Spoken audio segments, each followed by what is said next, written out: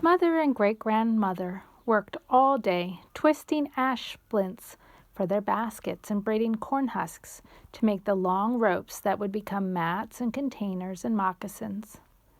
Their busy hands moved so fast it was hard to see what they were doing. Aionwadha watched a while, but his corn husk man was all finished and he wanted something else to do. He looked over at the small pump drill Father had helped him make before he left for the big autumn hunting trip. Maybe I will be able to get it to make fire before Father returns, he thought. Then I can make the fire to cook the deer meat. Maybe he will even bring a bear. Aionwadha went over to the pump drill and began to practice. Luaksoda looked over and nodded. Harder and faster he pushed the drill, and he could smell the smoke, but he could not get more than a wisp. A little closer each time, his mother said. Luaksoda nodded too. Father tells us he was almost a man before he could get the sparks to leap. Your day will come, she smiled. A tired Aionwadha looked at the pump drill and then ran outside to play. Before long, elder brother Sun headed for his rest and Aionwadha was back beside great-grandmother. Seeing him at her side, the other children came quickly. Great-grandmother thought back to hearing the stories herself so long ago, and she pictured a whole village of children gathering, and she smiled. Then she heard the last of her own great-grandchildren plop down at her feet, wiggling in to hear what would happen now that it was all done. Dig gaily, she said. It is complete. Aionwadha wiggled. He could hardly keep his words in his mouth. It was not done. It was not so, and he knew it. After all, he and great-grandmother and all the children of the long house were sitting there, and Mother was close by at her fire. Up and down the long house, parents were gathered around each of the mother's family fires. And yet, great-grandmothers had said nothing of creating people. Nothing. No, it was not done, and he could see. Great-grandmother sat silent for as long as she could, until she was sure that Aionwadha's words would burst out any second, and then, with a sly smile, she said, No, Aionwadha, it is not done. And great-grandmother continued. Deholuyawagun looked around. He saw the animals of the water and sky who had helped his grandmother when she first fell from the sky. He saw the animals of the land that he and his brother had created, and he thought about all they gave to the beings from the sky world, grandmother, mother, and the twins, well and warm. He looked about and he remembered the instructions his father had brought him. All was ready now. They must make people beings to honor and protect the others they had created and to offer their thanks to the Creator. So Deholuyawagun looked to the trees. How could these beings that reach from earth to sky help him make the earth beings that would nurture and protect all of creation? He knew that inside the tree bark there was a soft yellow skin, like the first sunshine of dawn. It grew inside where the wind and rain could not hurt it, and it held many medicine secrets.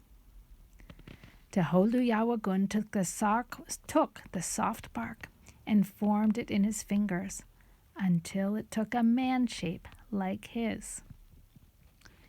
And then he listened far across the land as he could, and he heard the rolling sea that he had visited when he had searched for his father, and he knew the soft white foam loved to travel, so he made a second man being from the soft white foam of the great salt water, and he shaped it carefully until he had a fine man being.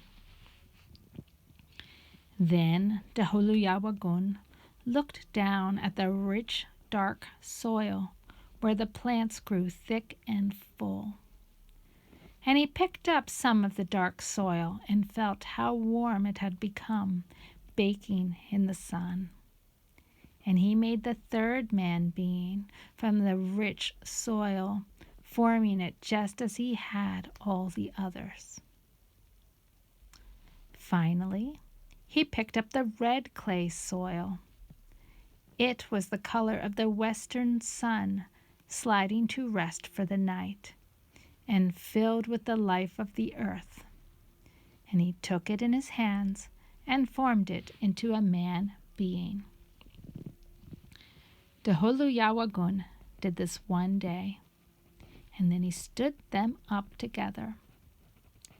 Dahuluyawagun said to himself, I have been very careful in providing certain characteristics to each form that will reflect their own special and strong qualities.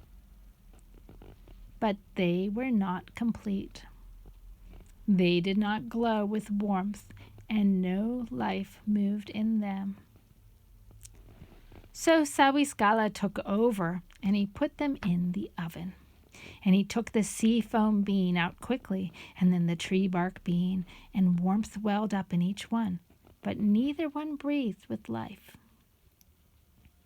Next he took the soil bean and left him in a long time, and though he withstood the heat well, darkening with its warmth, no life awoke in him.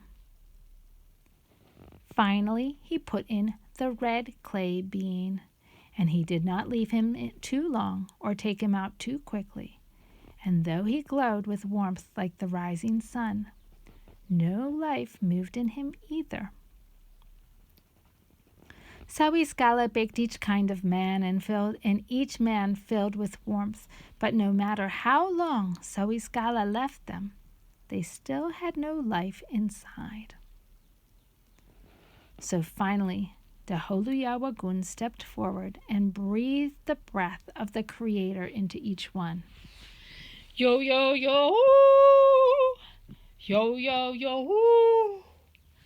Finally, one at a time, each one sputtered and coughed and breathed deeply.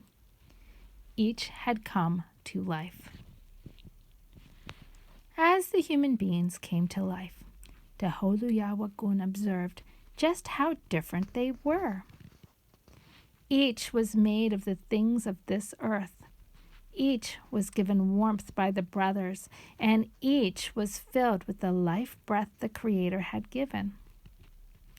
Like 3 blades of sweet grass, these things were woven together to give them strength and freedom and life. This was the same in all, but they were also very different as the brothers. Each person set out to explore the world around him. One went first to the sweet berries and reached for them. Another went first to the gentle animals. Then the third grabbed the berries from the first and wanted to move quickly across the land, but the fourth stayed where he was and would not move. In no time they were arguing with one another, and soon it became clear to Dahuluyawagun that there was no way these 4 kinds of people could live peacefully in the same place. Dahuluyawagun told them to stop quarreling and arguing and brought them back to one place, and he said, "There's a reason why you were not created in exactly the same manner. Just as there are birds and animals who look alike and share so much, but they are all different in their ways, so are you. They have their own songs, but they have learned to share this world and sing together to make prettier music than anyone could alone. It is for this reason that we made you according to the Creator's instruction, so that in time you can all learn to celebrate your differences, and you can come together again in peace. One day you will be able to sing in harmony and nurture and protect all of creation. But for now, it is clear that we cannot put you together to watch over our creation, for you would destroy it as well as yourselves. You need to learn how to get along with each other, as well as with other living things. I will help you do this, but first we must set you safely apart for some time. So Deholuyawagun took the pale yellow-skinned people and put them in the eastern land, where the first sun of dawn colored the land pale yellow each morning. Then he took the black-skinned people who had grown in the deepest heat of the oven, and he put them in the southern land, where the sun beat hot all the time. Then he took the human beings made of sea foam, and with their white skins he put them up where the ice is white, setting them in the north. And finally he looked at the red earth human beings, and he saw that they sat on the land that already matched their skin, the land of red soil, where the sun colored all as it went to its bed each night. And these people kept the name Turtle Island for their land. Then Deholuyawagun pulled the land apart, so that the water flowed between the lands of each kind of people. And he said to them, You will each be taught a sacred way to live, and given sacred instructions of the Creator. Each set of instructions will be different, sent just for those people, but all will receive instructions. Messengers will visit all of you and your descendants to bring you the instructions and to remind you when you lose your way. But for now, you must be separated. Now, Deholuyawagun thought to himself, they will all have a chance to learn a good way to live without fighting, a way that honors the Creator. Deholuyawagun and Soiskala looked at what he had done, and each one felt all of the creation was his. They could not agree as to who should rule over the world. The brothers thought and thought about how they would choose who was to rule, how they would decide who was best, and then they remembered how the animals had settled and decided when they disagreed. Dewa Adlahon. So the brothers cut their own hickory Dewa Adlahon sticks, and they heated them and bent them and strung them until they had netted sticks. And then they began to play Dewa Adlahon, and the balls flew back and forth for days. But each point that one brother made was matched quickly by the other. And finally, they realized that they could not decide with Dewa Adlahon. Then the Creator himself came and said, Degeli, the world is complete, and even though you fought and argued, and no one could win the game of Dewa Adlahon, together you have made a magnificent creation, full of color and life. All is complete and correct. Now I am here to ask each of you what you would like. I am here to grant one wish for each of you.